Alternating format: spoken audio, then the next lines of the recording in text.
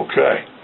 We're talking about Easter traditions. I think probably the most memorable Easter tradition to me is cascarones, and I got introduced to that after I married into the tribe, so to speak. We'll put it that way.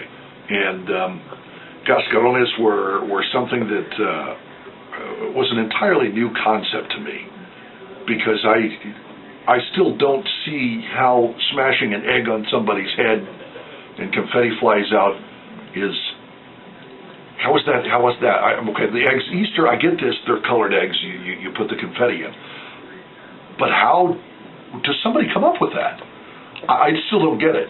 I have a lot of fun with it, and believe me, there's a lot of pickup involved, and it's a very messy Easter tradition, but I would say that is the most memorable Easter tradition for me. Growing up, we did the hard-boiled eggs and hid them in the yard and colored them up and, had that funky paint that smelled really nasty, and of course the hard-boiled eggs have their own particular odor after a couple of days. Yeah, so you got to eat those pretty quick.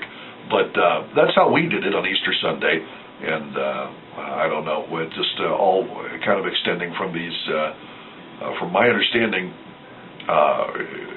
these traditions that have been handed down after, they don't even have anything to do with church.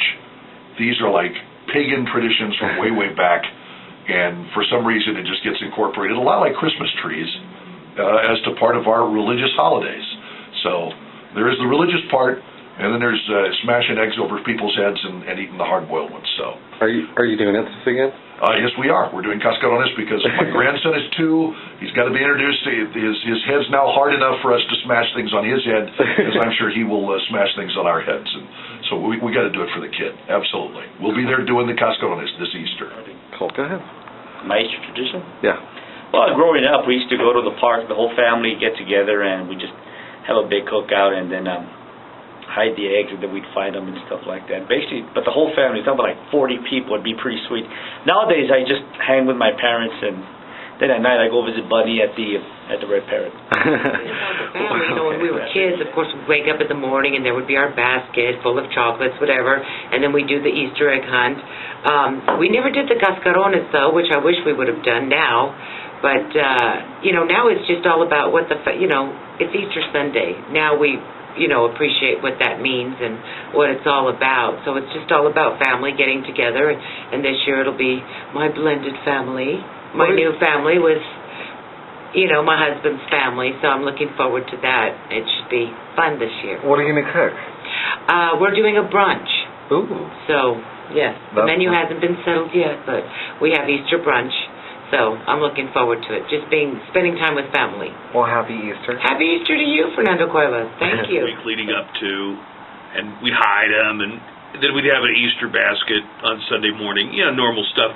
But then, and this is where it got really weird, I went to a real strict church.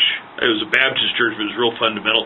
And so it was funny. It's like in between hunting for Easter eggs and eating candy, then we go to church, and every Easter the message was like this graphic description of how Jesus died, and a preacher would really get into it, almost like in a torture porn sort of way. I mean, he would describe in all kinds of detail. Imagine Passion of the Christ, except amped up about 9 levels more violent and graphic. So the preacher would do that, then we get out of church and we go back and finish eating our chocolate. It is sick. Yeah.